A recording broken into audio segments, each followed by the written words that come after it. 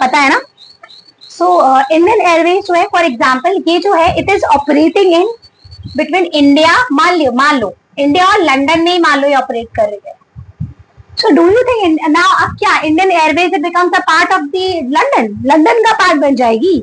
नहीं बनेगी ना, है ना। सो basically Indian Airways, so all दो शिप्स है या कोई शिप है या कोई एयरक्राफ्ट है, आई टेक कोई किसी शिप का नाम आप ले लीजिए, भले ही वो किसी और दो हमारी कंट्री है किसी और कंट्री है, उससे ज्यादा कंट्री में ऑपरेट कर रही है, लेकिन ओन बाय किसकी है? हमारी कंट्री ने, own by our country, this things which is own by the resident, हमारी कंट्री हमारे लोगों ने ओन किया है। Understand. So basically Indian Airways which is example aircraft का मैंने दिया, Indian Airways which is own by our India, but it is actually operating between India and London के बीच में। So in that case it becomes the part of a domestic territory of India. तो ये किसका हिस्सा है? It become a domestic territory of India, ये भारत का हिस्सा है। ऐसी एक और एग्जाम्पल देख लो, मान लो एक दूसरा एग्जाम्पल सिंगापुर एयरवेज है, ठीक है। क्या है?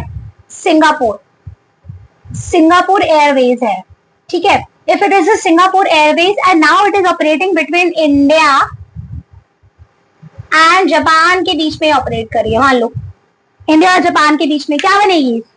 ये इट इज अ, क्या ये इंडिया का पार्ट है? फिर it is operating between India and India? No, it is owned by, it is owned by the resident of the country, though it is operating between India and between two और more countries के बीच में। Understand. तो कोई भी ships and aircraft, यहाँ पे इसने बोला which is owned and operated by the resident of the country operating between two और मोर कंट्रीज के बीच में, it is a part of a domestic territory of our country.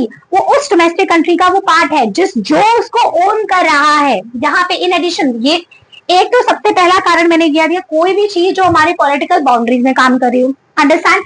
In addition to this political frontiers I said, in addition, इसके अलावा